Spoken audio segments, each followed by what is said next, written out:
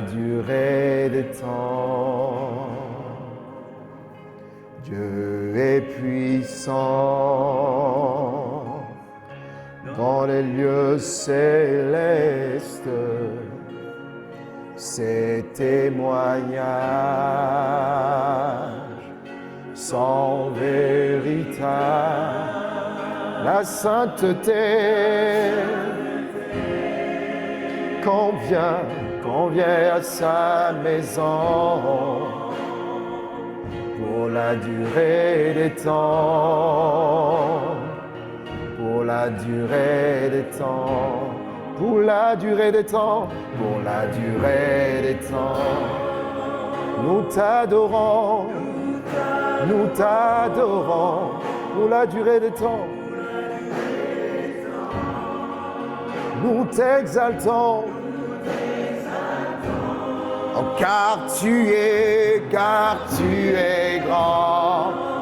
et tu es digne de louange. Éternel, tu as fait pour la durée des temps, pour la durée des temps. Nous t'adorons pour la durée des temps. Nous t'exaltons, car tu es, et tu es digne, éternel, éternel. Tu as fait les cieux.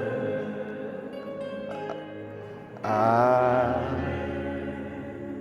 Nous venons de chanter Psaume 93 qui dit « L'Éternel règne, il est revêtu de majesté, l'Éternel règne, il est saint de force. Aussi, le monde est ferme, il ne chancelle pas. Ton trône est établi dès les temps anciens, tu existes de toute éternité. Les fleuves élèvent, ô Éternel, les fleuves élèvent leur voix, les fleuves élèvent leurs ondes retentissantes. Plus que la voix des grandes, des puissantes eaux, des flots impétueux de la mer, l'Éternel est puissant dans les lieux célestes. Tes témoignages sont entièrement véritables. La sainteté convient à ta maison, ô Éternel, pour toute la durée des temps. Amen. Avant de commencer et rentrer pleinement dans ce moment de célébration, j'aimerais souligner la sainteté convient à ta maison. La maison, ce n'est pas le bâtiment dans lequel on est ici, mais la maison, c'est chacun de nous. Et ce matin, il y a quelque chose qui s'est passé. Pendant que j'étais en train de préparer la Sainte Pause, les gens qui m'ont vu avant, j'étais en chemise blanche. Et pendant que j'étais en train de préparer la Sainte Seine, petit dérapage, c'est venu sur la chemise. Et là, ça ne fait pas cadeau. Ça a sali la chemise.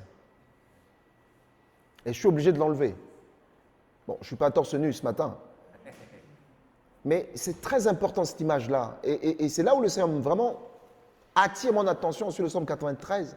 La sainteté convient à sa maison.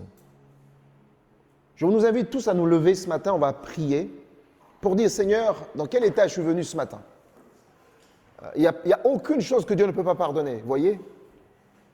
Quel que soit comment ta semaine a été, quels que soient les défis que tu as eus, quel que soit peut-être l'état de ta désobéissance cette semaine vis-à-vis de Dieu, la Bible dit clairement la sainteté convient à sa maison. Donc on ne peut pas louer Dieu, on ne peut pas l'adorer ce matin, on ne peut pas rentrer en sa présence si notre conscience, encore ce matin, nous condamne devant lui. Le Seigneur ne veut pas nous culpabiliser ce matin, mais il veut vraiment, comme on vient de chanter, la sainteté convient à ta maison. Pourquoi? Parce que Dieu, il est saint. Et Lévitique 19 dit que tous ceux qui s'approchent de lui doivent être saints. Tu pries ce matin, tu élèves ton cœur devant Dieu.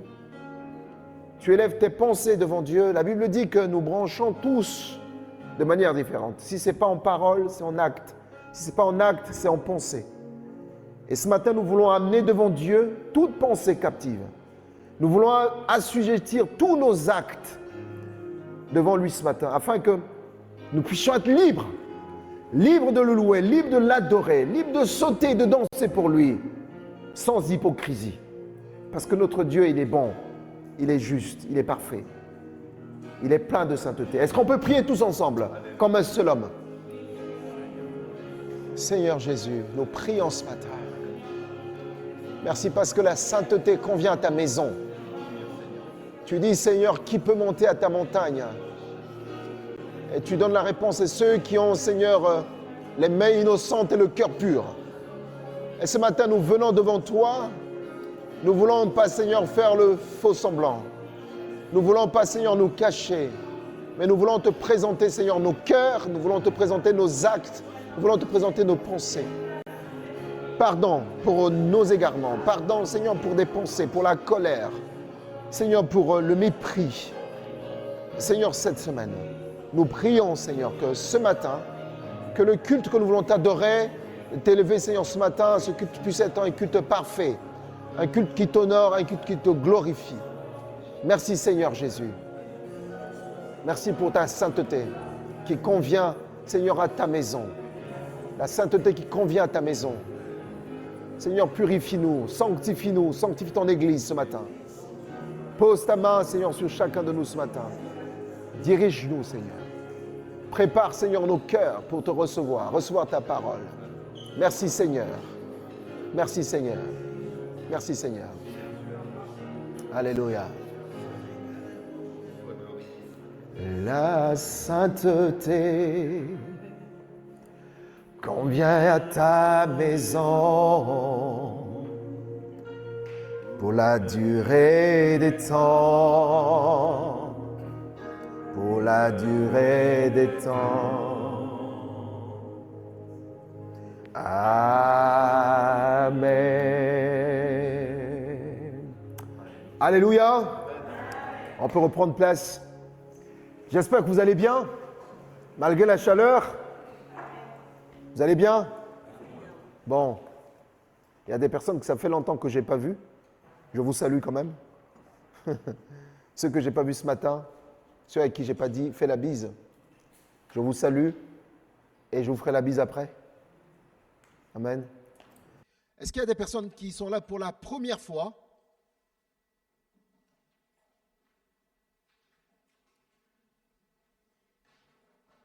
Aïcha, non, on te connaît.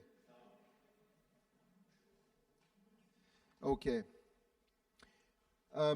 Avant de laisser la place à Hervé pour le message, alors, bien sûr, c'est la période estivale, les gens sont en vacances, hein, il y a beaucoup de personnes qui sont déjà en vacances, et puis la chaleur aussi n'arrange pas beaucoup de choses. Donc, pendant que nous passions des semaines, prions aussi pour nos frères et sœurs qui sont en vacances, qui sont en déplacement, pour que Dieu les bénisse et les garde là où ils sont. Amen. Avant, juste quelques annonces très rapidement. Donc, dimanche dernier, on vous a présenté deux sœurs qui sont engagées pour l'accueil et pour le ménage. Je reviens dessus pour dire, en fait, ces deux sœurs-là ne vont pas faire tout le boulot tout seules ou toutes seules. Donc, vraiment, je nous demande à tous et à toutes de vous rapprocher de Belvia pour l'entretien et le ménage de l'église. Venez vous inscrire auprès d'elle pour qu'ensemble, on puisse aussi servir le Seigneur dans ce sens-là. Hier, on était ici pour une réunion de travail et moi, j'étais très touché de voir ce qui s'est passé. En fait, quand l'équipe était venue, il y avait Ephraim, il y avait Ferdia, il y avait Belvia et la petite pour nettoyer, pour laver ici. Mais avant de commencer, ils ont pris du temps pour prier, etc. Oui, ne pensez pas que quand on passe les balais, le Seigneur n'est pas là. Et donc, je nous encourage vraiment, si vous n'êtes pas inscrit encore auprès de ces sœurs-là, venez les voir pour dire, moi, je veux m'inscrire aussi pour pouvoir entretenir ces lieux ici. Amen. Et donc, Ferdia aussi cherche des gens pour l'aider à l'accueil. Vous avez vu, l'accueil est magnifique, on est bien reçu avec le sourire, est bien installé. En tout cas, elle ne veut pas continuer toute seule aussi, elle a envie. mais je nous demande de vous rapprocher de Ferdia pour vous inscrire. Il y aura une formation pour l'accueil, etc., etc. Amen. Ce samedi 18, il y aura la réunion, en tout cas de bilan du pôle social, le matin, ici. À quelle heure? 9h30. On commence à 9h30. Ok. En fait, quand on dit on commence à 9h30, ça veut dire que 9h30, on est déjà en train de faire la réunion. Ok. Donc arrivez bien avant. Et puis il y a la réunion des femmes le soir. Donc les femmes, vous êtes informées et concernées pour cette réunion-là. L'église ici, nous organisons un voyage missionnaire au Bénin pour la fin de l'année 2026. Donc du 4 au 14 décembre. Vous allez dire pourquoi le Bénin? Au fait, le Bénin, ça fait 1 an que nous avons démarré une implantation d'église au Bénin qui s'appelle Assemblée chrétienne New Life de Cotonou. Donc il y a une équipe là-bas, ils étaient 5, maintenant ils sont une trentaine. On avait envoyé effectivement soutenu pour construire un petit hangar. Aujourd'hui ils sont à l'abri et il était temps qu'on puisse faire ce voyage missionnaire pour aller passer du temps avec eux, pour aller évangéliser, prêcher l'évangile de Christ dans les prisons, dans les hôpitaux et dans ces endroits. Vous savez, le Bénin, c'est un pays particulier. Hein. C'est un pays que j'aime beaucoup, mais il y a beaucoup de choses aussi au Bénin, etc., l'occultisme, etc. Mais la Bible dit, là où le mal abonde, la grâce surabonde. Et nous croyons que Dieu a un projet pour le Bénin. Et donc voilà, je nous demande, à partir de maintenant, de commencer à prier pour cette mission-là. Cette mission va être particulière parce qu'on ne va pas aller jusqu'à 2. L'idée, c'est de partir en équipe d'au moins 10 personnes. Donc, il y aura le billet d'avion, il y aura l'hébergement sur place. Donc, commencez maintenant à prier et à vous laisser conduire par l'Esprit de Dieu. Si vous vous sentez de faire partie de la mission de voyager, alors venez nous voir. Il y aura des temps, bien sûr, de préparation, etc. par rapport à cela. En octobre, il y aura une journée, donc le dimanche, en octobre, il y aura un temps d'offrande spéciale pour cette mission-là. Je dis bien offrande spéciale. Donc à partir d'aujourd'hui, je peux continuer à commencer déjà à mettre de côté 1 euro, 2 euros, 10 euros, jusqu'en octobre. Vous imaginez si je commence à mettre 10 euros maintenant, d'ici octobre, j'aurai 40 euros à poser. Si je commence à mettre 50 euros maintenant, jusqu'à octobre, j'aurai plus de 200 euros à poser. Et si jamais je dis, tiens, je vais mettre 100 euros maintenant, jusqu'en octobre, on aura au moins 400 euros qu'on déposera pour la mission. Vous savez, il y a tellement le bonheur à s'investir dans le royaume de Dieu à travers des missions comme ça, que simplement d'investir dans autre chose. Amen. Donc je nous encourage à commencer dès maintenant de prier par rapport à cette mission-là. L'équipe au Bénin est prête, mais il n'y a pas que le Bénin. On a aussi des contacts au Togo. Donc la mission du Bénin, si Dieu le permet, permettra d'ouvrir un groupe de vie, New Life, au Togo, à Lomé. Donc voilà, le Seigneur nous envoie aujourd'hui dans cette dynamique missionnaire. Donc je nous demande de prier, d'être intentionnel, d'investir aussi dans cette mission. Amen. Tous les dimanches, on parlera de ça, pour que ce soit vraiment bien ancré. Et je vous ai dit la dernière fois que Vocation, on va démarrer une formation théologique en septembre ici, dans un programme particulier qui s'appelle Vocation sur 1 an. Et pour le moment, il y a 6 ou 7 personnes qui sont inscrites. Donc je nous engage, je vous encourage tous à vous inscrire dans ce programme-là. C'est 41 modules qu'on va parcourir sur une année. Et ça coûte 350 € l'année.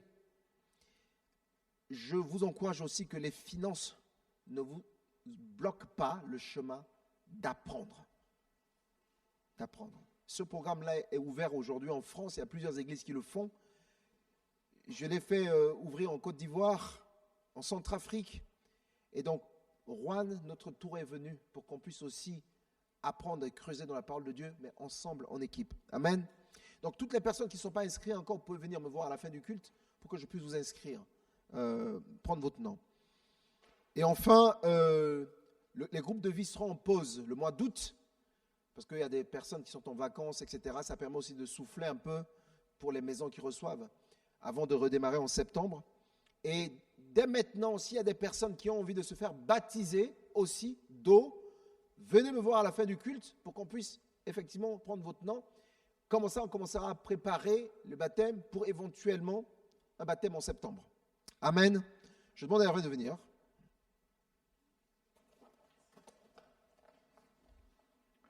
Les offrandes, on les fera à la fin du message. Seigneur, je prie pour Hervé. Merci Seigneur pour la parole que tu as mise dans son cœur pour l'église ici, ce matin. Merci parce qu'il est béni de toi. Merci parce que nos cœurs sont bien préparés. Et nous voulons vraiment recevoir cette parole, pas comme venant de Hervé, mais comme venant de toi. Sois béni Seigneur, au nom de Jésus. Amen. Amen. Amen. Merci Maria.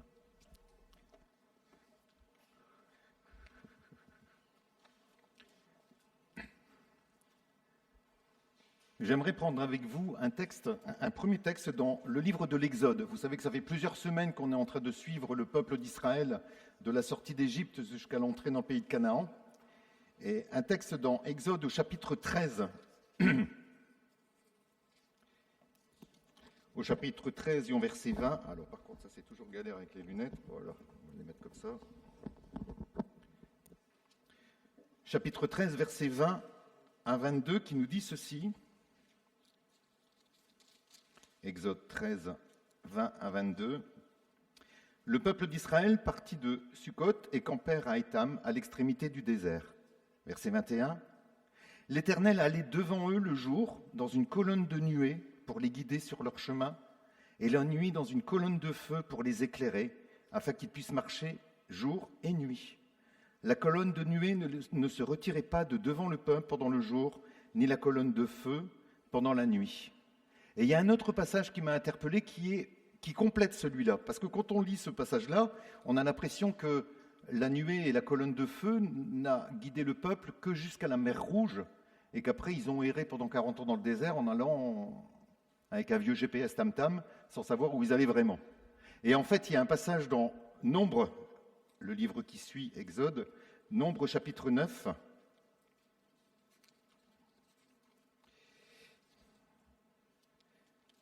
deux livres après ce livre-là, Nombre chapitre 9, à partir du verset 15 jusqu'au verset 23, pour ceux qui prennent des notes.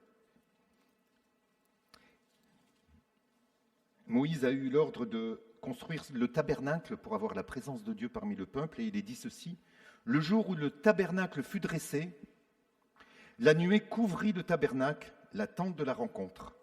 Depuis le soir jusqu'au matin, elle eut l'apparence d'un feu sur le tabernacle. Cela se passait constamment ainsi.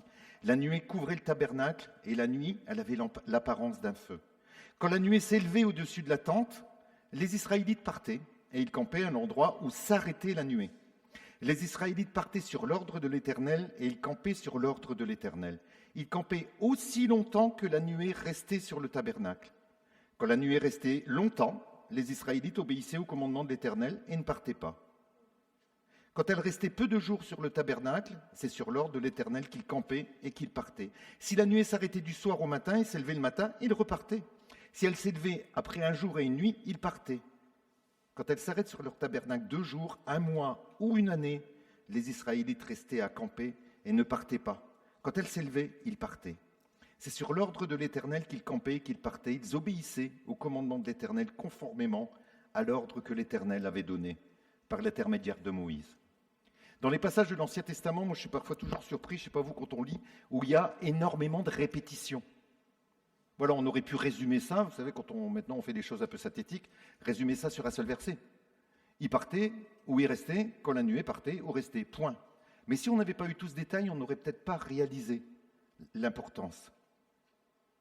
On a étudié différentes étapes depuis quelques semaines sur le peuple d'Israël qui sortait d'Égypte jusque la terre promise.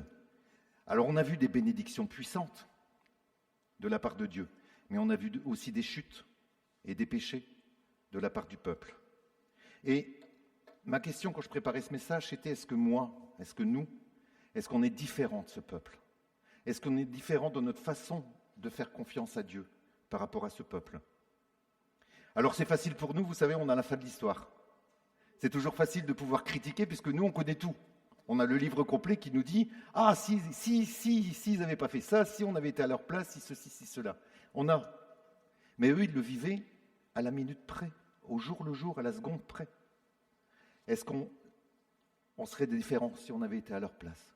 Est-ce que nous, parfois, dans notre vie, il y a des fois, on ne voit pas la fin. On n'a pas la fin de l'histoire. Alors si on connaît la fin, j'espère pour vous du moins, sinon venez, on va prier pour vous. Si vous ne savez pas où vous allez passer l'éternité, c'est le moment de le savoir. Dieu nous a préparé une place dans le ciel. Amen. Jusqu'à son retour, il a promis d'être avec nous. Jusqu'à son retour ou jusqu'à notre fin à nous. Voilà, on n'est qu'un passage sur cette terre. Et même si j'ai fait le vœu, si on fait le vœu de suivre Dieu, d'écouter et d'obéir à sa voix, comment on réagit quand la nuée s'arrête? C'est le titre de mon message, quand la nuée s'arrête. La nuée ou la colonne de feu, mais c'est plus facile à dire la nuée. Comment je réagis quand la nuée s'arrête? Jésus a promis d'être avec nous tous les jours, jusqu'à la fin des siècles. Et il nous a donné le Saint-Esprit, cette nuée, cette colonne de feu dans notre vie, dans notre cœur, pour nous conduire dans toute la vérité. Alors, en deux parties, la première partie, c'est pourquoi la nuée s'arrête. Pourquoi la nuée dans notre vie, parfois, on a l'impression que les choses s'arrêtent, qu'on est comme en suspension. Vous savez, notre Dieu est bon. Dieu connaît notre nature humaine. Il nous a créés, il sait de quoi on est fait. Et il a envoyé son Fils Jésus vivre dans un corps de chair, qui a connu aussi la fatigue, qui a connu la solitude, qui a connu la souffrance, qui a connu la faim, qui a connu la soif. Et donc, quand la nuée s'arrête, parfois dans ma vie, là, donc pour le peuple d'Israël, quand la nuée s'arrêtait, j'ai toujours cherché, mais pourquoi parfois ça s'arrêtait qu'une nuit et pourquoi ça s'arrêtait parfois une année? Et quand on connaît un petit peu l'histoire des peuples dans le désert, des peuples qui vivent dans ces régions-là, ils ont des troupeaux, ils ont des tentes, et quand la nuée s'arrêtait, Dieu permettait que ça s'arrête pendant un certain temps pour que le peuple puisse se reposer, puisse se poser. Il fallait prendre le temps de réparer les chariots, de réparer les toiles de tente qui avaient été abîmées par les tempêtes, ou à force d'être montées, démontées. C'était aussi le temps où ça permettait de laisser les agneaux et les veaux venir au monde, puisqu'ils avaient du bétail. Donc ils ne peuvent pas, voilà, il fallait s'arrêter pour que ces moments, ça permettait aussi, aux femmes de pouvoir accoucher. On ne peut pas le faire pendant qu'on marche pendant toute une nuit, hein, même les meilleurs d'entre vous. Il faut quand même s'arrêter un petit moment. Et là, Dieu permettait que la nuée s'arrêtait. Dans notre marche avec Dieu, dans ma marche avec Dieu, parfois, Dieu peut permettre que la nuée s'arrête. Parce que j'ai besoin de souffler, j'ai besoin de me reposer, j'ai besoin de prendre du temps pour me ressourcer. On est dans un monde qui est un peu trépignant, on n'arrête pas, vous savez, on est dans les générations, même nous, les plus anciens, on est obligé de suivre le rythme, les générations zapping, vous savez, on passe très vite, on scrolle maintenant, j'ai appris un nouveau mot, donc j'essaie de l'utiliser, on scrolle rapidement, voilà, on passe d'une chose à l'autre, on est tout le temps en train de courir à droite et gauche, et on ne sait pas parfois s'arrêter et se poser. Et Dieu va parfois permettre dans ta vie un temps de pause, où tu ne comprends pas pourquoi la nuée s'arrête, mais la nuée s'arrête parce que Dieu nous connaît et veut comprendre du temps. Mais ça peut aussi être parce que Dieu veut permettre que cette nuée s'arrête dans ta vie pour travailler ton caractère, pour travailler ton tempérament, ta patience, travailler ton humilité. Lorsqu'on vit de grands moments, de grandes victoires, pour ceux qui ont été les acteurs, voilà, je vais le dire comme ça, pas les spectateurs, mais les acteurs de marque expérience, on a vécu des moments très très forts, des moments incroyables, des moments d'une puissance spirituelle incroyable. Et bien parfois quand on vit des moments comme ça très très hauts, le diable il est à l'affût, hein, lui il fait son boulot, hein, lui il ne dort pas. Hein. Il va attaquer derrière. Il va faire que quand on a ces grands moments, on a parfois une descente qui peut être difficile quand on a des moments très très forts. Et Dieu va permettre qu'on puisse se poser et travailler notre cœur. On va prendre cet exemple que vous connaissez tous, hein, du prophète Élie. Pour ceux qui prennent des notes, dans 1 Roi chapitre 19. Le prophète Élie, alors c'était un homme de la même nature que nous, hein, nous dit Jacques. Il avait les mêmes problèmes que nous, les mêmes faiblesses que nous.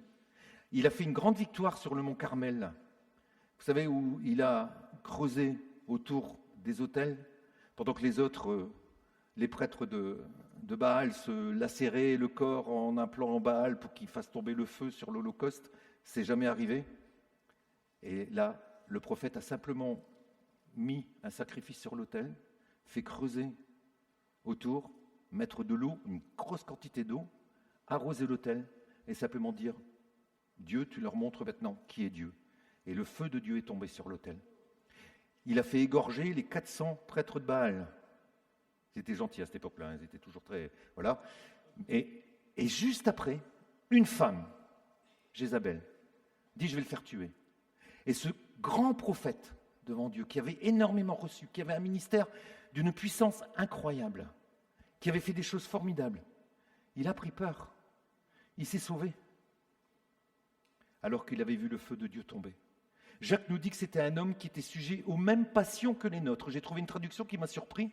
Il n'était pas de la même nature. Là, le passage que j'ai trouvé dans Jacques, chapitre 5, verset 17, nous dit « Élie était un homme qui était sujet aux mêmes passions que les nôtres. » Et cet épisode nous montre qu'il était en pleine dépression, hein, Élie, ça c'est clair. Hein. Même les grands serviteurs de Dieu peuvent ressentir de la peur et peuvent ressentir de la faiblesse. Peu importe ce que tu as reçu de la part de Dieu, tu peux avoir des moments où ton cerveau, tes émotions sont fatiguées et où le diable va distiller ce moment où ça va être une peur qui va s'installer, une faiblesse. L'opposition spirituelle ne s'arrête pas après les grandes victoires, mais souvent elle s'intensifie. Quand on vit des grandes délivrances ou des grandes choses dans notre vie, le diable derrière, il va faire qu'il y ait des grandes attaques. On ne va pas être épargné, ça c'est clair. Si vous pensez que vous êtes dans une église où on vous dit tout va être rose, ça va être la croisière s'amuse ici, maintenant ce ne sera pas la croisière s'amuse. Parce que ce qui arrive à ceux qui ne croient pas en Dieu, ça nous arrive aussi à nous. Et on a aussi d'autres problèmes que les non-croyants n'ont pas. Parce que justement on fait cette grâce de pouvoir dire on est enfant de Dieu. Alors Élie ne fuit pas par lâcheté, hein, ce n'est pas parce qu'il a peur d'une femme, mais il fuit parce qu'il est épuisé émotionnellement et physiquement. Il a vécu quelque chose de très intense et il est épuisé, tout simplement. Et du coup, notre brave Élie va s'asseoir sous un genévrier. Alors, je ne sais pas ce que c'est comme arbre, enfin bon, voilà, je ne suis pas très spécialiste dans ces domaines-là. Et il prie en disant, 1 Roi chapitre 19, verset 4, « C'en est assez, Seigneur, prends ma vie. C'en est assez, Seigneur, prends ma vie. » Même les plus forts. Vous savez, on a toujours tendance, c'est humain, hein, à toujours mettre des gens un peu sur un piédestal. Il y a une histoire, moi, qui m'a toujours surpris, qui m'a toujours intéressé, c'est un monsieur rentre chez lui et puis son épouse dit « Écoute, je suis embêté parce que tu te souviens, on avait dit de mettre une clôture tout le tour du jardin et puis donc on a acheté les piquets et puis voilà, il va voir. Donc il va voir dans le jardin et il s'aperçoit que la clôture, elle fait ça, au fur et à mesure, 1 piquet, 2 piquets, 3 piquets, 4 piquets, 5 piquets, et c'est de plus en plus bas. Mais il lui dit « Qu'est-ce qui s'est passé ?» Elle dit « En fait, au fur et à mesure, elle prenait le premier piquet, elle mettait le deuxième à côté, comme on fait souvent, et elle coupait pour avoir la bonne longueur. Puis elle prenait le troisième, et elle mettait à côté du deuxième. Puis le quatrième à côté du troisième. Vous voyez arriver avec mes gros sabots. En fait, au lieu de prendre le modèle de base, elle prenait toujours le deuxième exemple, puis le troisième, puis le quatrième. Ce qui fait qu'à chaque fois, quand il manquait un demi-millimètre, au bas, la clôture était comme ça. Si dans ma vie, je veux prendre pour modèle, le Seigneur nous demande d'être des modèles, d'être des exemples, d'accord. Mais pour amener les autres vers Jésus, pas vers moi, pas vers nous. Prenez jamais modèle sur moi. Hein. Demandez à ma femme, je suis loin d'être parfait. Ça c'est clair. Bon, elle non plus, hein, donc comme ça on est deux. Mais voilà, ne prenez pas modèle. C'est important d'avoir des modèles dans nos vies, de dire « Ah là là, cet homme de Dieu, il m'a beaucoup parlé par rapport à ça. » La Bible nous donne aussi des exemples. Mais l'exemple suprême doit, dans ma vie, rester Jésus-Christ. Si je prends un autre exemple, il va toujours me manquer le demi-millimètre qui fait que, au fur et à mesure, arrivé au bout, il va manquer ça, parce que je n'ai pas pris le bon modèle du départ. J'ai besoin de me fier qu'à un seul modèle, celui qui a été l'agneau sans défaut, Jésus-Christ. Amen.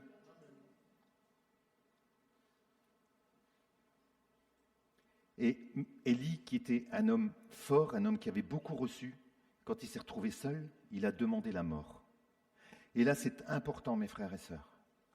L'importance de l'Église, l'importance de la famille spirituelle, l'importance de la communauté. Vous savez, les fauves n'attaquent jamais les troupeaux qui sont regroupés.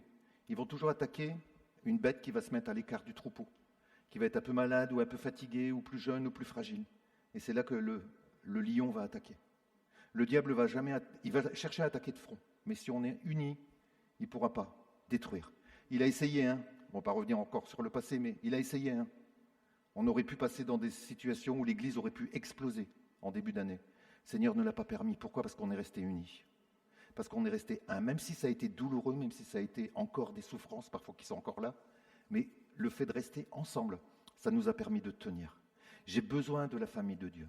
Même si cette famille n'est pas parfaite, déjà, je me souviens, moi, dans une église, il y a un frère qui disait toujours « Oui, mais l'église, elle n'est pas parfaite, l'église n'est pas parfaite. » J'ai une patience assez limitée, j'ai encore besoin de travailler là-dessus.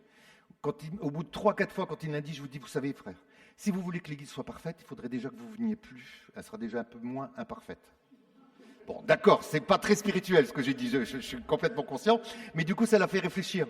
Mais oui, l'église n'est pas parfaite, elle est faite avec chacun d'entre nous. Mais si elle est parfaite, c'est parce que c'est au travers du sang de Jésus qu'on doit la voir. Mon frère et ma sœur, ce n'est pas les personnalités que j'aurais rencontrées dans le monde, je le dis souvent, dans le monde peut-être qu'on se serait croisés sans avoir d'affinité, mais on a été rachetés par le même sang précieux. Et on est enfants de Dieu. Et il vaut mieux qu'on s'habitue maintenant à être ensemble, parce qu'après, il va y avoir l'éternité derrière. Ça va être long. Donc si on ne s'habitue pas maintenant, Seigneur, ta grâce. Donc habituez-vous maintenant à moi, à mes imperfections, parce que vous allez passer l'éternité avec moi. Ça, c'est une promesse que je vous fais, ça c'est clair. Amen. Élie avait besoin plus que de nourriture physique, parce que vous vous souvenez, dans ce passage, Dieu avait envoyé des corbeaux pour lui amener de la nourriture, mais ce n'était pas que de la nourriture physique qu'il avait besoin, il avait besoin de la restauration de son âme. Et parfois, Dieu va permettre dans ta vie que la nuée s'arrête, que tu as l'impression qu'il n'y a plus rien. Son genévrier, il a fini par mourir, il n'y avait plus d'eau, il n'y avait plus rien à manger, et du coup, Élie ne pouvait dépendre que de Dieu. Et quand la nuée s'arrête dans ma vie, parfois, c'est parce que Dieu permet, pour travailler mon cœur, que je ne dépende que de lui. Que j'apprenne plus la confiance, plus de foi, plus de patience, plus de tempérance, vous savez, tout ce fruit de l'esprit, plus de maîtrise de soi. Le contentement aussi. J'aurai l'occasion, je pense, un jour, si le Seigneur le permet, de revenir sur ce paradigme, le contentement, savoir vivre le contentement de ce que j'ai, plutôt que de toujours râler sur ce que je n'ai pas, ou sur ce que je n'ai plus. Bon, ça c'est autre chose. Deuxième partie, la nuée peut s'arrêter aussi parce que j'ai fait un choix. J'ai fait le choix de ne plus avancer, ou parce que j'ai fait le choix de prendre un chemin qui n'est pas celui que Dieu avait voulu.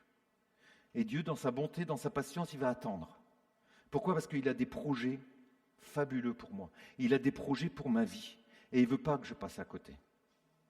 Alors, Dieu, c'est surprenant, mais lui, il va prendre le temps de s'arrêter quand je décide de ne plus avancer.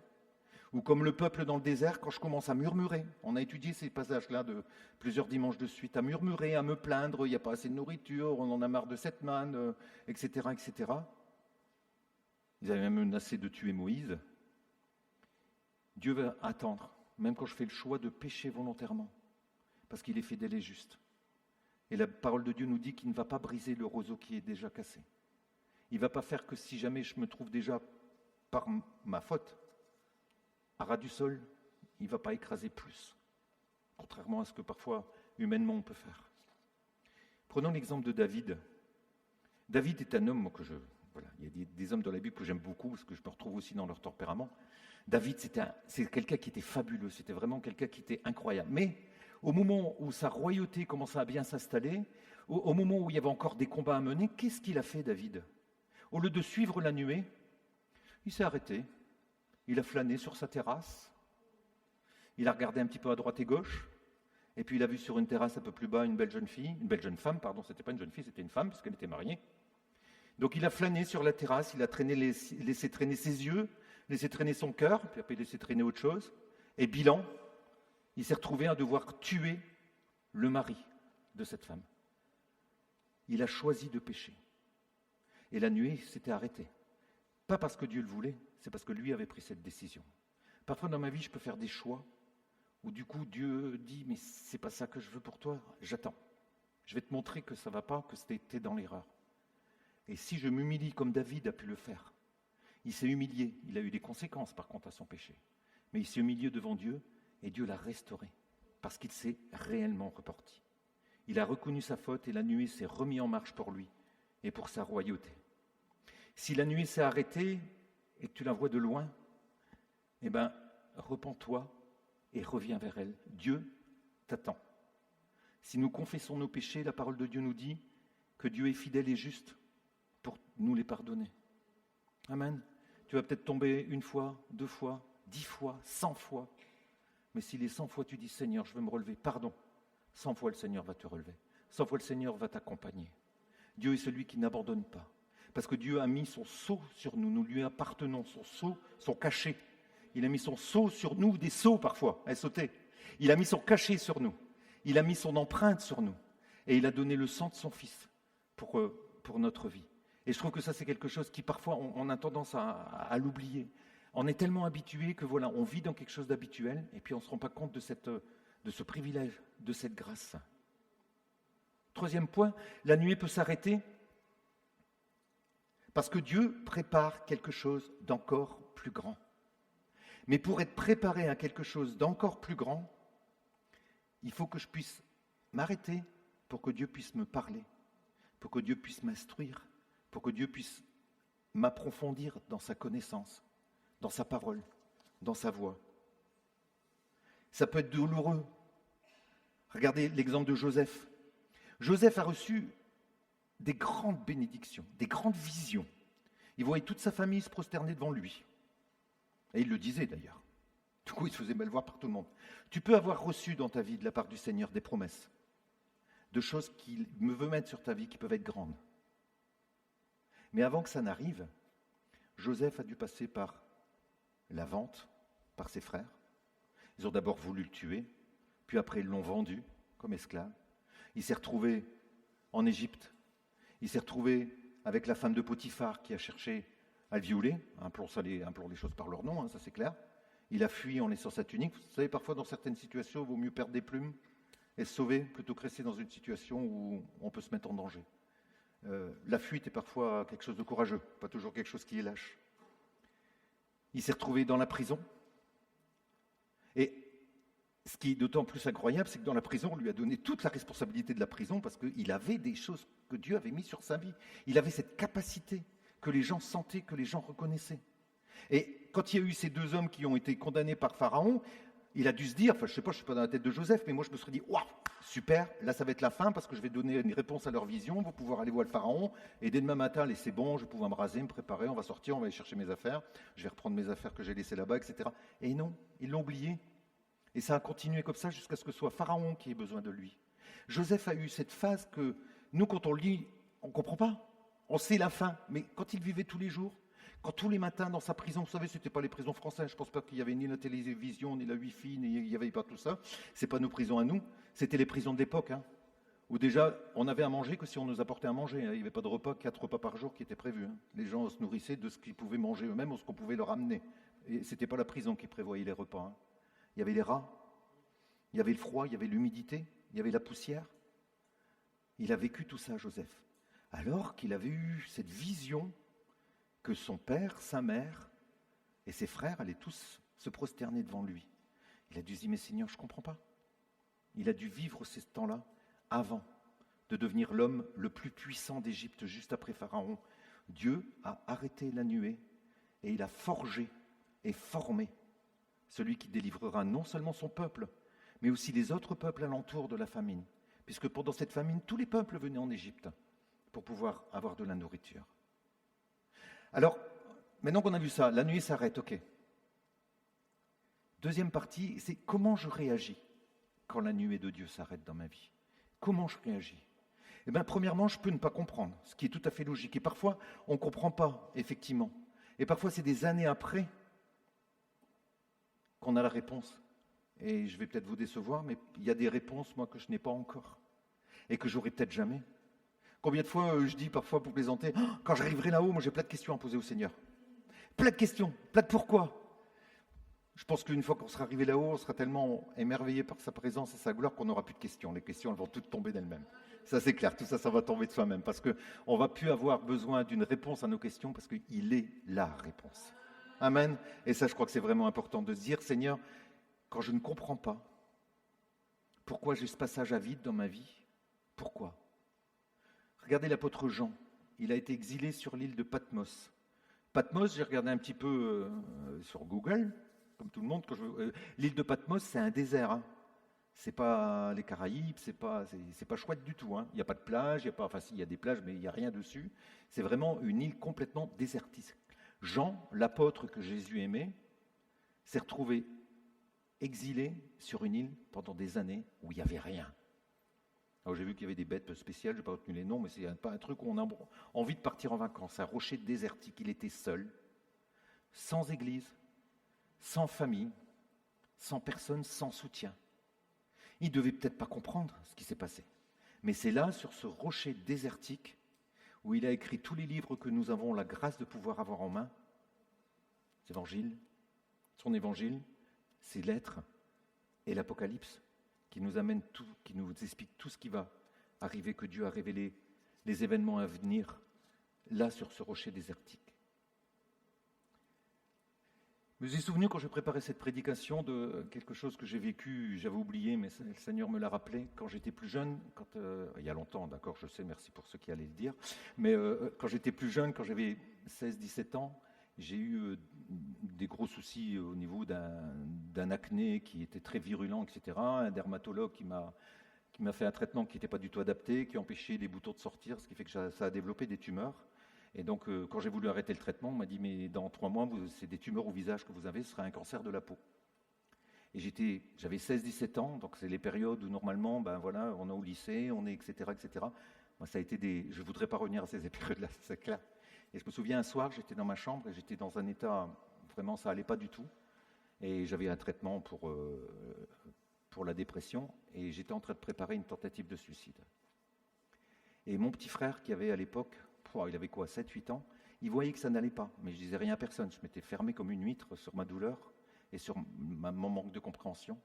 Et il était tout petit, il avait 7-8 ans. Et de sa chambre, il a fait un petit signet, vous savez, des choses qu'on met dans les Bibles, avec des crayons de couleur, des belles couleurs.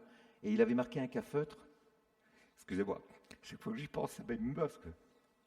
Dis à Dieu dans ta souffrance, Père, je ne te comprends pas, mais je me confie en toi et tu seras réconforté. Je vous jure que ce soir-là, j'ai dit, Seigneur, tu me rappelles ton amour par un petit gamin de 7-8 ans, alors que moi j'étais déjà chrétien, j'étais déjà baptisé, j'étais déjà actif dans l'église. Et c'est un petit gamin de 7-8 ans qui m'a rappelé l'amour de Dieu pour moi. Dis à Dieu dans ta souffrance, Père, je ne comprends pas, mais je me confie en toi. Vous savez, il y a une phrase qui n'est pas biblique, mais que j'aime beaucoup, c'est comprendre. Quand on comprend les choses et qu'on fait confiance, merci, comprendre et faire confiance, c'est faire preuve d'intelligence. Quand je comprends les choses et que je fais confiance, c'est faire preuve d'intelligence. Par contre, ne pas comprendre et faire confiance quand même, c'est faire acte de foi. Et parfois dans ma vie, il y a des choses que je ne comprends pas. Et si je ne les comprends pas, mais que je fais confiance à Dieu, alors je fais preuve de foi. Et Dieu honore notre foi. Amen. Dieu va toujours regarder, même s'il y a un peu de foi. Si on avait la foi comme un grain de sénévé, un petit grain de moutarde, le plus petit des graines du monde. Les oiseaux, après, une fois que ça a poussé, viennent faire leur nid dedans, tellement ça devient une plante qui est merveilleuse. Est-ce que je sais faire confiance? Deuxième point, quand la nuée s'arrête, je peux ne pas accepter cet arrêt. Oui, parfois je ne comprends pas, mais donc, je peux ne pas comprendre, mais patienter et faire confiance, mais je peux aussi bouder. Voilà. Je me ferme à Dieu, je me ferme aux autres, je m'isole, je ne viens plus. Je ne suis pas d'accord, la nuée s'arrête, je ne suis pas d'accord. C'est comme ça, je ne fais plus rien, je m'arrête, je ne comprends pas avec tout ce que j'ai fait. Pourquoi ça s'arrête? Donc je boude. Et je peux même tomber en dépression. Regardez ce brave Jonas. Il s'est assis sous un ricin, c'est ça, je crois, de mémoire. Hein. Il s'est assis sous un ricin pour attendre la mort. Qu'est-ce qu'a fait Dieu? Comment Dieu lui a répondu? Eh bien, pas comme on aurait aimé qu'il lui réponde. Il a envoyé un ver dans le ricin qui a fait crever l'arbre. Au prime abord, ce n'est pas une réponse qu'on aurait attendue de la part de Dieu. Ça serait dit, Dieu aurait pu envoyer. Voilà. Non, il a fait crever l'arbre sous lequel Jonas s'était assis. Le danger quand je ne veux pas accepter un arrêt dans ma vie, c'est de vouloir prendre mes désirs pour parole de Dieu, de mes pensées pour les pensées de Dieu. Ça s'arrête et puis je vais chercher, je ne sais pas vous, mais parfois on cherche nous-mêmes une solution, un chemin détourné. Regardez Abraham et Sarah. Ils avaient une promesse du fils promis. Ça allait pas assez vite. Donc notre brave Sarah, qu'est-ce qu'elle a fait? Elle a amené sa servante. Et bilan, X siècles après, on est toujours dans les mêmes bagarres entre les Arabes et Israël. Voilà. Pourtant, Dieu a béni cet enfant que Dieu ne voulait pas, mais que Dieu a quand même béni et qu'il a promis aussi une descendance. Le danger, c'est de vouloir faire comme moi je veux, de ne pas consulter Dieu. Regardez, on est toujours dans ce passage-là, sur le passage du désert, ce que les enfants d'Israël ont vécu dans le désert. Quand ils sont arrivés au bord de la terre promise, Moïse a envoyé donc des espions pour aller voir le pays. Et ils sont revenus en disant, c'est vrai, le pays est formidable, il y a des grappes de raisin énormes, il y a ceci, il y a ceci, il y a cela. Et il y en a une petite dizaine sur les 12 qui ont dit, oui, mais en même temps, on avait l'impression d'être des fourmis par rapport aux géants, et patati patata, il y a des villes fortifiées, etc., etc. Ok. Leur manque de foi va amener Dieu à les faire repartir vers la mer Rouge. C'est-à-dire, ils sont presque arrivés, et comme ils manquent de foi, Dieu leur dit, vous avez fait demi-tour. Et là, ah non, on a les promesses, on va y aller. Ils prennent leurs armes, ils vont attaquer le pays. Ouais, ils se sont pris une belle raclée. Parce qu'ils ont voulu faire comme eux, ils pensaient que ça allait être fait alors que Dieu avait dit autre chose. Parfois, Dieu dans ma vie va ne rien dire. Dans ce cas-là, j'attends en patience, même si c'est long. Ou parfois, Dieu va me dire, là, je t'arrête un petit peu parce qu'il y a des choses qu'il faut qu'on règle tous les deux. Et parce qu'on a le regard des autres, parce que ceci, cela, on va essayer de prendre des chemins qui ne sont pas ceux de Dieu. Et on va se retrouver parfois dans une catastrophe. Quand la nuée s'arrête et que je ne comprends pas, il est bon de chercher la face de Dieu, de m'attendre à lui, de pleurer s'il le faut, de crier. J'aime David, moi, dans les psaumes. Quand on lit des psaumes, vous savez, on les lit toujours de façon très évangélique, très gentille. Mais non, quand David hurlait sa douleur devant Dieu, il ne faisait pas semblant. David est quelqu'un qui ne faisait pas semblant. Même quand il dansait, déjà, il ne faisait pas semblant. Sa femme lui reprochait assez. Donc, c'était quelqu'un qui était... Moi, j'aime ces hommes-là parce que c'est des gens qui étaient parfois dans des choses excessives, mais qui vivaient leur vie avec Dieu à fond. J'ai le droit de crier devant Dieu. Mais surtout ne pas choisir d'en faire qu'à ma tête. De ne pas écouter le cœur de Dieu, de ne pas écouter la parole de Dieu. Alors vous allez me dire, entendre la parole de Dieu, oui, mais quand Dieu dit rien. Quand il n'y a pas de révélation, le peuple est sans frein. Alors heureux quand il se conforme à la parole de Dieu. Il y a des choses, il n'y a pas besoin que Dieu les redise. Il les a déjà dit dans sa parole. Seigneur, dis-moi que tu m'aimes. Mais il l'a écrit dans je ne sais combien de pages. De la Genèse à l'Apocalypse, tu as vraiment besoin qu'il te le redise? Alors oui, Dieu peut le redire, mais c'est déjà écrit. Seigneur, est-ce que vraiment tu ne vas pas m'abandonner? Mais arrête de chercher des révélations ou des visions dans ce qui est déjà écrit. Amen. Je crois que c'est important, surtout à l'heure actuelle, où il y a sur Internet le pire comme le meilleur. Et parfois, on a des trucs où, voilà, il y a des prophètes de ceci, des pasteurs de cela, on entend tout et n'importe quoi. Et moi, des fois, quand j'entends des choses, je me dis, bon, déjà, c'est pas conforme à la parole de Dieu. Et puis, il y a des fois, c'est vraiment parler pour parler, parce qu'il n'y a rien de nouveau sous le soleil. Tout ce qui est dit, c'est dans la parole de Dieu. Donc, c'est pas la peine d'inventer. Il y a des fois, j'ai simplement besoin de prendre ma Bible. Alors, faites attention, hein, prenez pas la technique de je l'ouvre au hasard, est-ce que je lis attention, hein. Parce que vous connaissez la petite histoire du gars qui essaie de faire une tentative de suicide et qui dit « Oh non, moi je ne vais pas le faire ». Il ouvre sa Bible au hasard et il voit marqué « Repens-toi ». Aïe. Donc il retourne sa Bible au hasard en disant « Mais non, ça ne doit pas être ça ».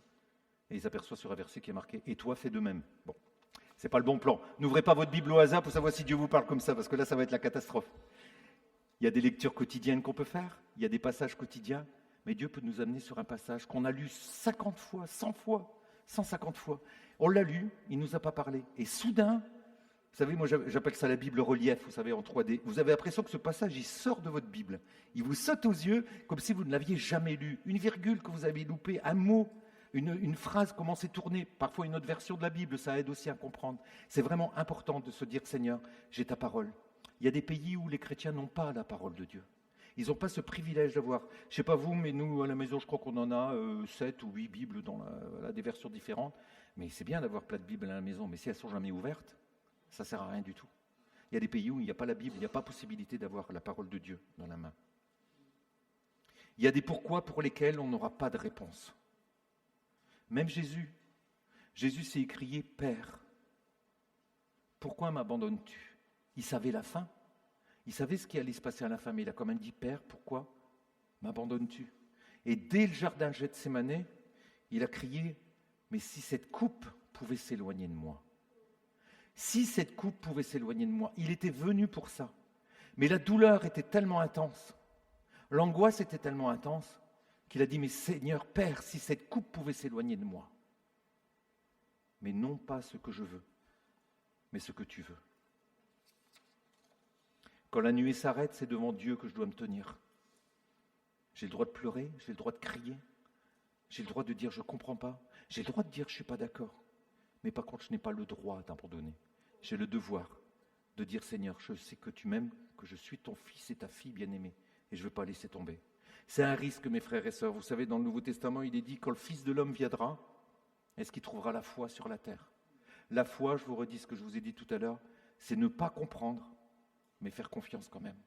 Quand le Fils de l'homme viendra, trouvera-t-il la foi sur la terre? Est-ce qu'on veut, malgré les circonstances qu'on peut connaître, garder la foi? Dernier point, c'est quand la nuée repart. Ah! Alors parce que je vous ai donné les choses négatives, mais le peuple se mettait en route immédiatement, de jour comme de nuit. Et moi, ça m'a interpellé ce passage-là. Si la nuée se levait, la nuée ou la colonne de feu, même la nuit, je ne sais pas vous, moi je le dis souvent, je devrais arrêter de le dire parce que ça va finir par m'arriver. Quand je sens que Dieu a quelque chose de précis à me dire, j'ai toujours Seigneur, si tu peux ne pas le faire entre 23h et 7h du matin, ça m'arrangerait. J'ai besoin de mes 8 heures de sommeil, sinon je ne suis pas très frais. Donc voilà. Le Seigneur me fait la grâce que, effectivement, ça m'arrive très rarement d'être réveillé la nuit quand le Seigneur a quelque chose à me dire. Je pense que j'ai un sommeil assez profond, donc c'est peut-être pour ça qu'il n'arrive pas à me réveiller. Mais voilà, le Seigneur permet toujours que je l'ai dans des journées. Mais ça m'est déjà arrivé, que c'était très très fort et en pleine nuit. Mais Seigneur, est-ce que j'entends ta voix?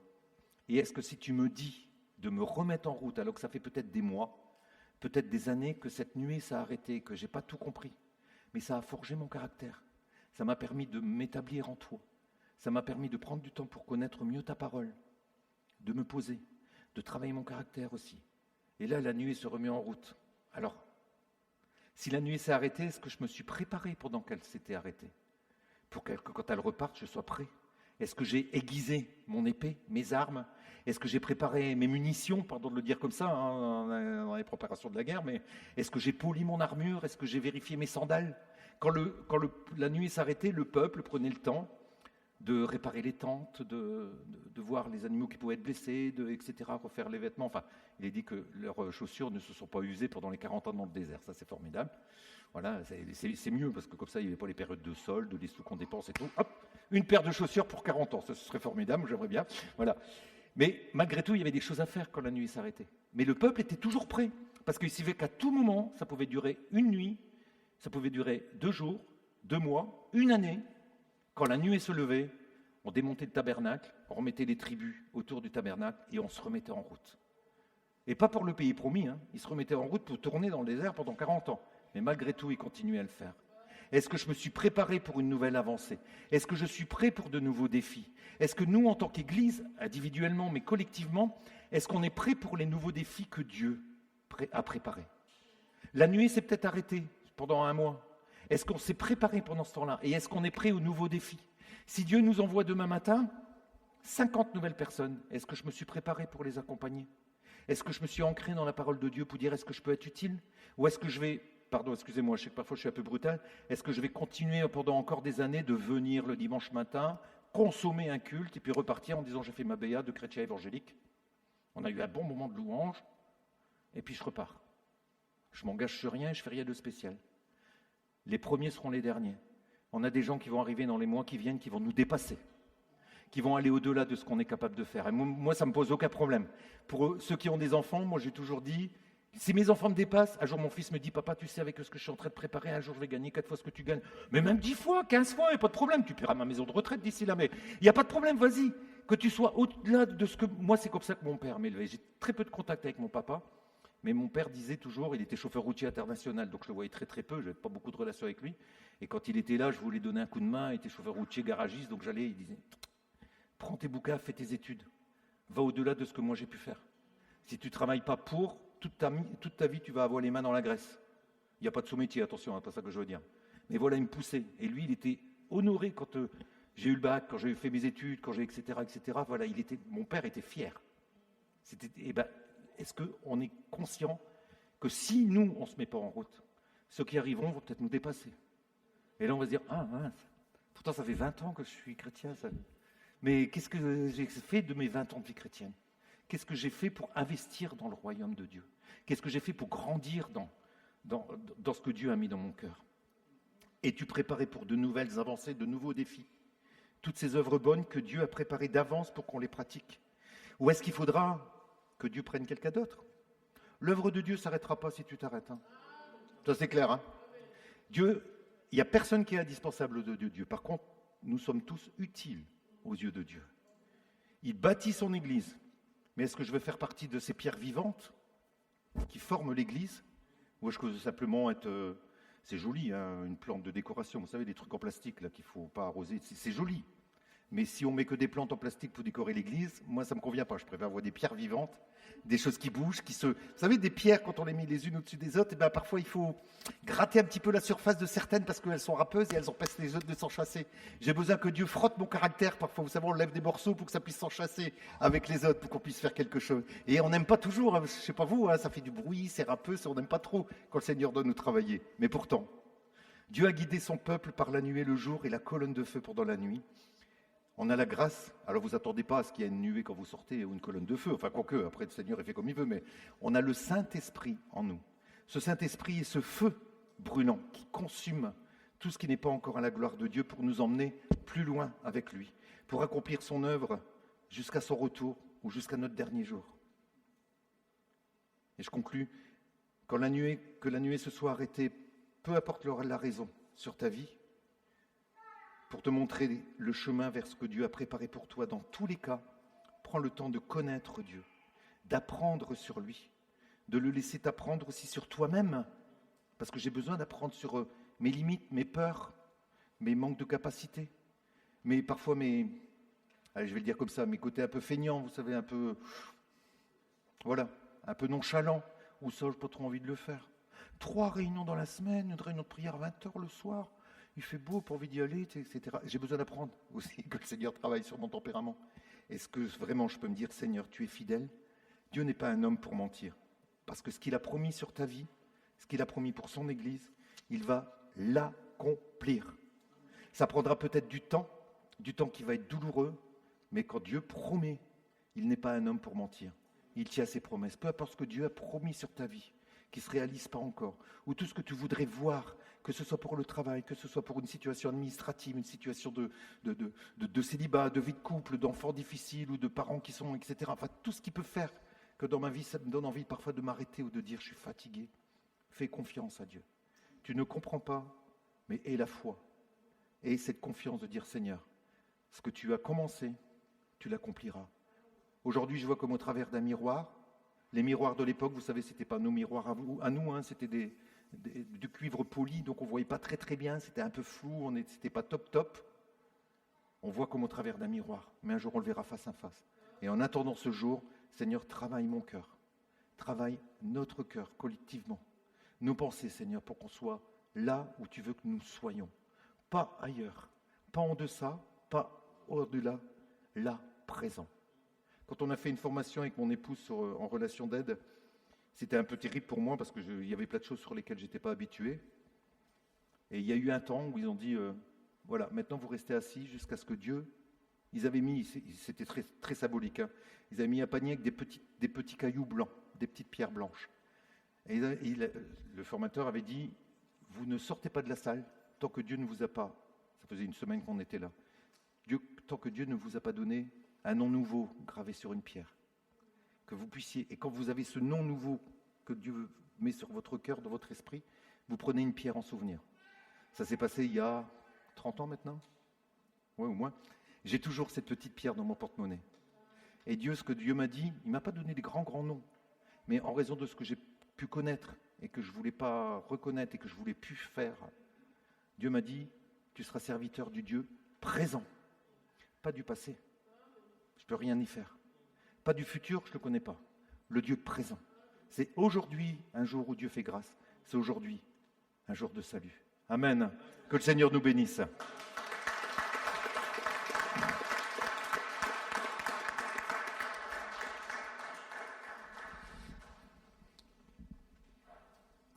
Merci Seigneur, merci Hervé, d'avoir écouté Dieu et de nous avoir dit tout ça. Moi, j'avais le dos tourné, hein, donc je ne regardais pas l'heure, on pouvait encore continuer.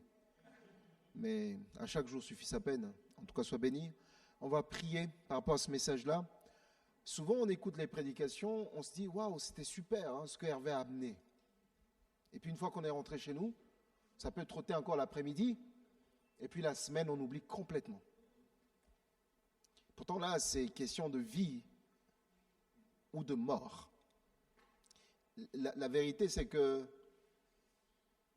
s'il y avait une question que j'avais envie de poser à chacun de nous,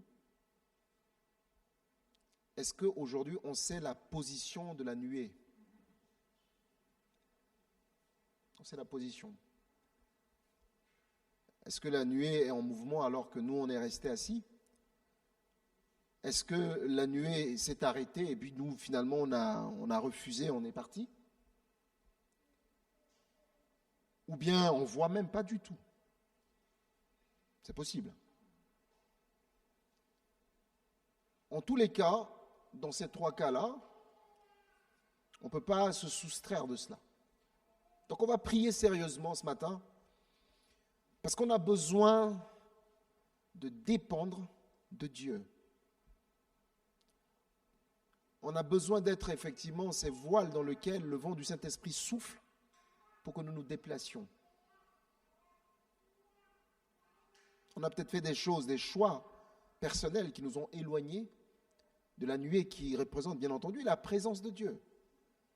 On s'est peut-être retrouvé aujourd'hui dans des choses hyper mécanisées. Et ça nous épuise, ça nous fatigue.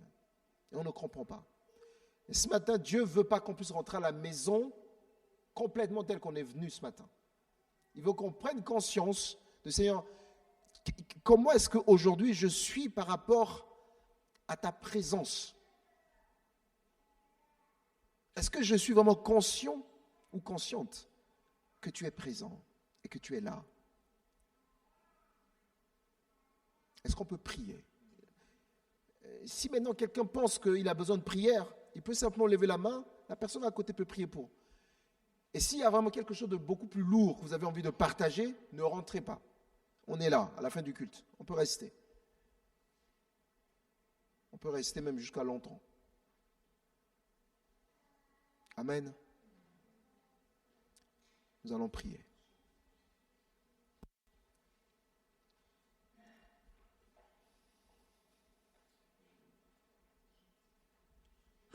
Seigneur, pardon pour notre attitude. En tant que communauté, en tant qu'Église,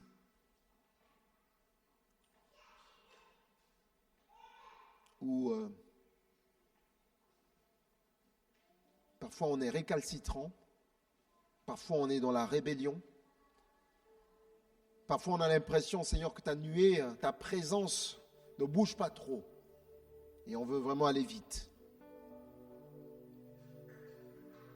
Parfois, on fait le choix de nous séparer de ton plan et d'emprunter notre chemin. Mais Seigneur, ton cœur, c'est qu'aucun de tes enfants ne doit se perdre. Voilà pourquoi, Seigneur, tu as positionné la colonne de feu la nuit et la nuée le jour. Parce que tu ne voulais pas, Seigneur, que les enfants d'Israël se perdent dans le désert. Et tu ne veux pas, Seigneur, aujourd'hui et ce matin, qu'ici, aucun de tes enfants ici ne puisse se perdre. Donne-nous, Seigneur, à nous relocaliser sur ta présence. Donne-nous à nous conformer à ta présence. Donne-nous d'être soumis à ton plan, Seigneur, que tu as prévu pour nous, individuellement, mais en tant que communauté. Seigneur, je prie. Si parmi nous, aujourd'hui, il y a des personnes qui sont conscientes, qui sont déjà éloignées, de cette présence, Père, je prie au nom de Jésus, qu'ils se laissent rattraper par toi et qu'ils reviennent, Seigneur, sur le chemin. Parce qu'en ta présence, il y a la sécurité. En ta présence, il y a la provision, même lorsqu'on a l'impression que c'est difficile. En ta présence, il y a la sûreté.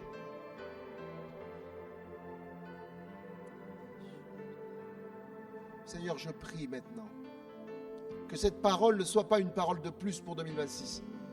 Mais Seigneur, ça soit un pain de ce jour qui nous nourrit, qui nous remplit, qui nous édifie, qui nous fortifie et qui nous aide à prendre des décisions radicales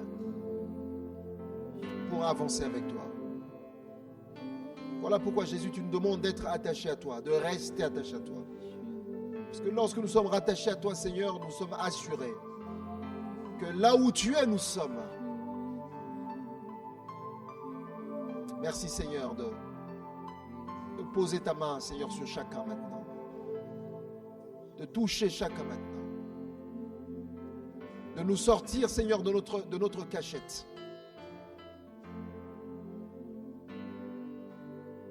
De nous sortir de notre cachette. De réapprendre à nouveau, Seigneur, d'aimer ta présence. De réapprendre à nouveau, Seigneur, d'être heureux en ta présence. Merci, Seigneur, pour ce matin. Rentre avec nous et bénis nos vies, Seigneur, pour ta gloire. Nous voulons être, Seigneur, ces disciples engagés pour toi. Des disciples qui marchons avec toi.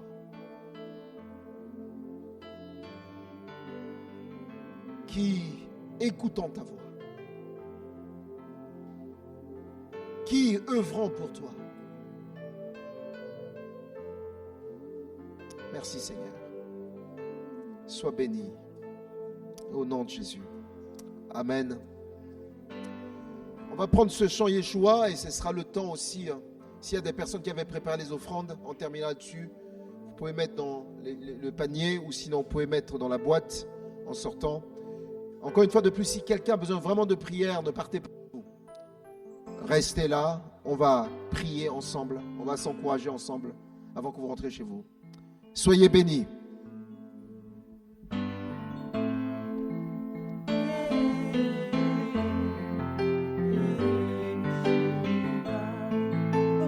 Yeshua,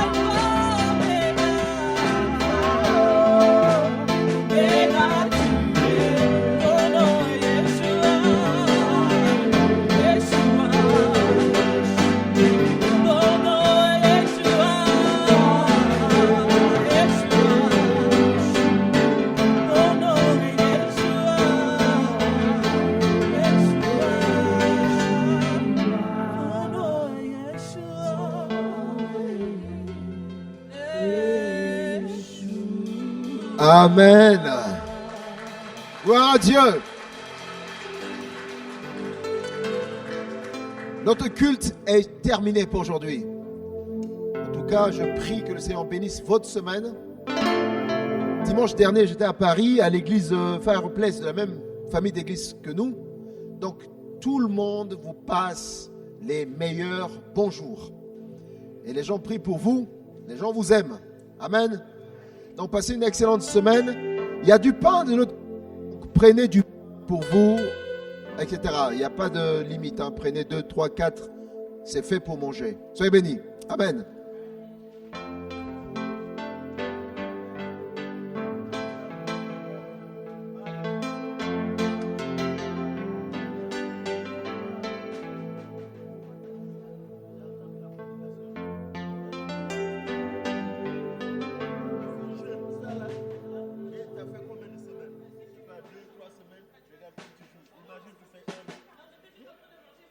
Franchement, il n'y a plus rien à dire, il n'y a plus besoin de formation. C'est bien. C'est bon?